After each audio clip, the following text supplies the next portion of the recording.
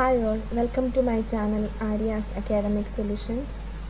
Today we are going to discuss a new topic, transportation techniques. Let us go to the topic. Good morning all. Today we are going to discuss transportation techniques from module 2. Actually its name derived from transport, to which it was first applied, but after that it is used in machine allocation, product mix and many other areas in the business areas. So the main objective of transportation problem is we need to transport various amount of homogeneous commodity that are stored in several origins to a several destinations. So usually there can be m origins and n different locations.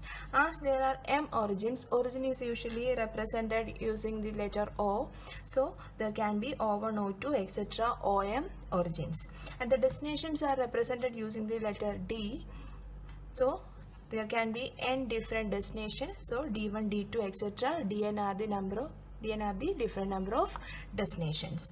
The basic assumptions behind this transportation technique was total quantity available should be equal to total quality required. That is the demand. The available demand should be equal to supply. And unit transportation cost from one origin to a destination is certain. Unit transportation cost does not varies, and the unit cost is independent of the quantity transported. We know usually when we are purchasing more number of quantity, there can be price reduction. Here no such cases there. The unit cost is independent of the quantity we are purchasing. Even though it is 1 quantity or 100 quantity, the unit cost is same. Before going to the problem, we need to understand some definitions or some. First is the feasible solution. These are the terminologies we are usually using in transportation technique. Feasible solution, that is set of non-negative individual allocation which satisfy the row and column restrictions. We have row restrictions and column restrictions, and so the feasible solution is which is satisfying the row and column restrictions. Then when a feasible solution become basic feasible solution, when if the total number of allocation is exactly equal to m plus n minus 1, where m is the number of origins and n is the number of destination, for a m into n transportation matrix. So usually m is the number of rows of the matrix and n is the number of columns of the matrix. So m by n matrix means if we are writing a matrix like this, if it having 3 rows and 4 columns, it is represented as 3 by 4 matrix. So this is the m value and this is the n value. So a feasible solution, that satisfies the row and column restriction, it becomes basic feasible if the total number of allocation is exactly equal to m plus n minus 1. This basic feasible solution become optimal when it minimizes the total transportation cost. Our objective is to minimize the total transportation cost. So the optimum solution obtained when this solution satisfies this requirement. Okay. Then non-degenerate basic feasible solution. This is the another terminology.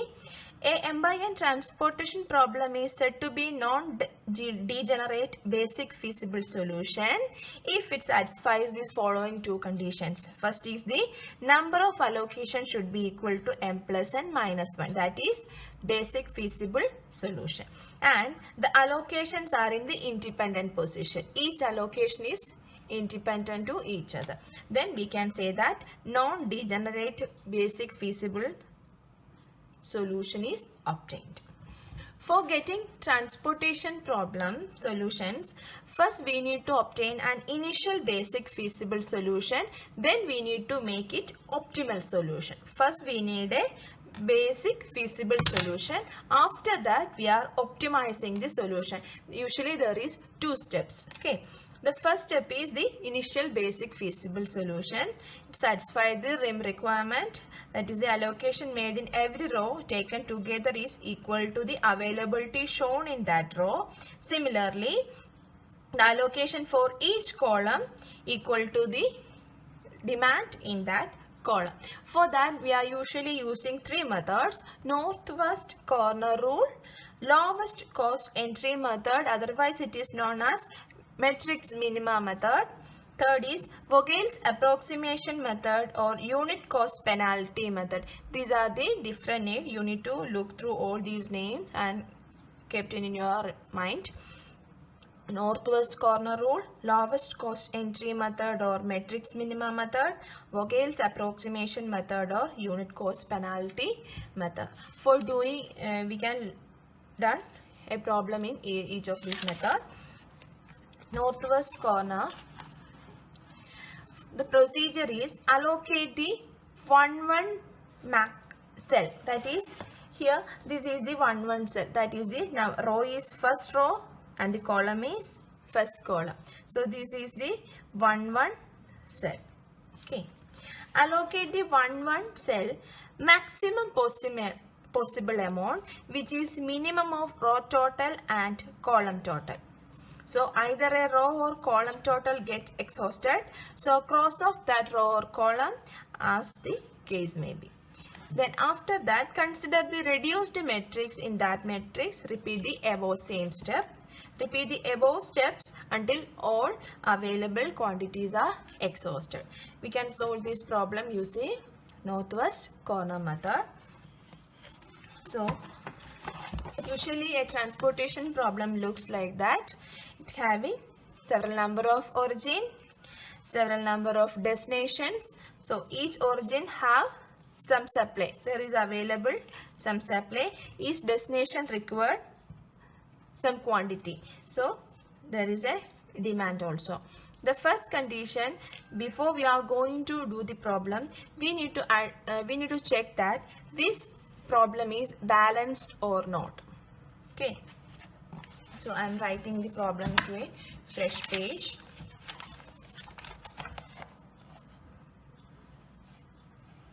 Having 4 rows and 3 columns.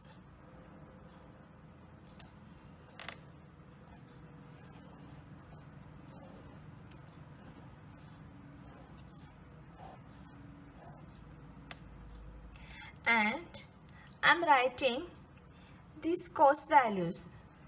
Actually, this cost is for 1 unit transportation from origin 1 to destination 1, the cost is 2. For transporting 1 unit from origin 1 to destination 2, the cost is 7. This is the cost matrix. Okay. So I am writing the lower right corner of each cell this cost value: 2, 7, 4, 3, 3, 1, 5, 4, 7, 1, 6, 2. This is the destination D1, D2, D3. This is the origin O1, O2, O3, O4. Okay. Each origin having supply. Write the supply here. O1 supply is 5, O2 8, O3 7, O4 14. Similarly, write the demand here. D1 7, in D2 there are requirement is 9, in D4 it is 8. We need to check that whether this problem is balanced or not. For that, you need to add the supply values all together. 14 plus 7 plus 8 plus 5. Okay. 30, 34. And add this demand also. 18 plus 9, 27, 27 plus 7, 34. So we get 34 in the demand total and supply total also 34. So we can say that the problem is balanced. Okay, first before doing the problem we need to check whether this problem is balanced or not. If it is not balanced, we need to make the problem as balanced one. Okay, so according to the northwest corner method, allocate the 1 cell. Take this cell. This is the northwest corner cell. Take this cell. Look at the supply and demand. Which value is less? 7 or 5? 5. So allocate 5 here. Allocation usually done in the top left corner. Okay, and give in a square. This is it, and cancel this 5 and cancel this 7, and what is the remaining? Actually the demand destination 1 required 7, we have already given 5, so remaining is 2. Is it clear? So this is a reduced matrix. So this origin O1 has not other unit to supply, so cancel off this row, and our reduced table become O1 is cut off, so only O2, O3 and O4.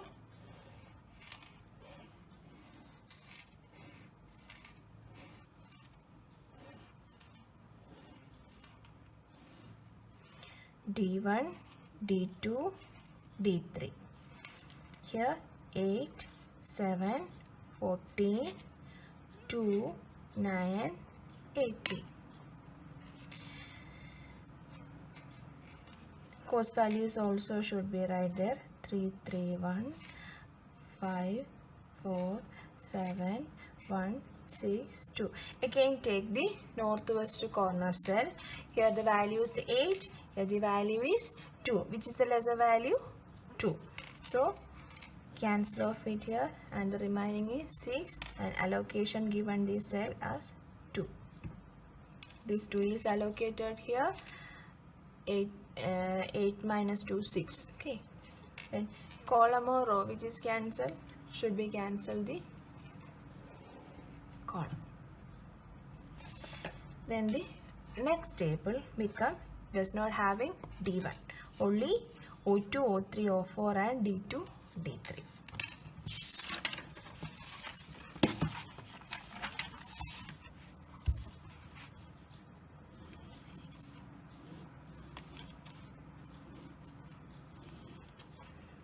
D2, D3, O2, O3, O4. Cost values 3, 1, 4, 7, 6, 2. Here 6, 7, 14. Here it is 9, 18. Again take the 1 cell. 6, 9. Lowest value is 6. So allocate 6 here, and remaining is 3. This is cancel, and this row is cancel. The next table become having only D2, D3, O3, O4. 4, 7, 6, 2. The supply is 7 and 14. Demand is 3 and 18. 1 to sell. Lowest value 3. Allocate 3 here. Remaining is 4. Cancel this column. So the next table become having only 1 column and 2 rows. Only D3 column, O3, O4. 7, 2, 4, 40, 18. So look at this is the column. 4, 18. 4 is the lowest value. Allocate 4 here. Become 14. Now actually this procedure is cancel this row. Since only one cell is remaining, here the demand is 40 and supply is also 14. We can allocate 40 into this cell. After that, we need to construct the initial transportation question as seen. Should have 3 columns and 4 rows as the question itself. Okay, D1, D2, D3, O1, O2, O3, O4. Then the cost values is 274, 331, 547, 162. Now put the allocations. We have obtained these steps in this question. We have an allocation is O1 D1 cell. So we should give that here. We will use another color right here. Next allocation in the O2 D1 cell. O2 D1, this cell. Allocation is 2. Then the third allocation was in the O2 D2 cell, 6. O2 D2. Allocation is 6. Similarly, put all allocation in this cell. Here it is 3, 4, here it is 14.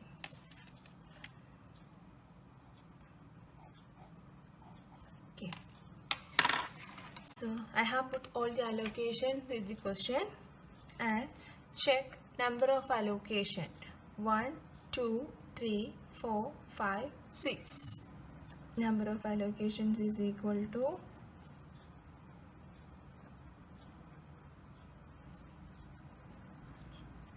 m plus n minus 1 is equal to m is the number of rows 1, 2, 3, 4. 4 plus column 3 minus 1, that is also 6. So it becomes basic feasible solution. Then the total transportation cost become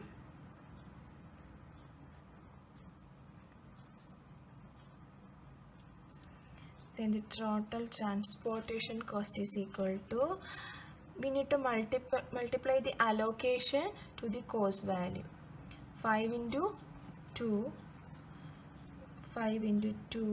plus 2 into 3 plus 6 into 3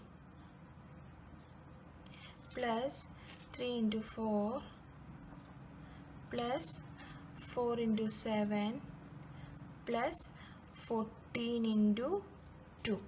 So the total transportation cost become rupees 102. Okay, total transportation cost become rupees 102. I have made a mistake. This was 6 and this is a basic feasible solutions. What is the condition for basic feasible solution? There should be number of allocation should be equal to m plus n minus 1. First condition is okay. Then the allocation should be in independent positions. Look at here, all are in the independent positions. And in the question, the O1 supply was 5, 8, 7, 14. These are where the supply. And the demand were 7, 9, 18. Okay, just start 2 plus 7, 5 plus 2, 7. 6 plus 3, 9. 4 plus 40, 18.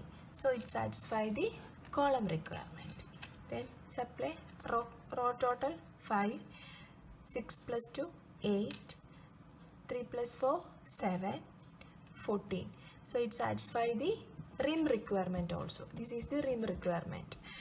Total allocations in each row is equal to its supply and total allocation in each column is equal to its demand. So it satisfies the requirement also and the number of allocation is equal to m plus n minus 1.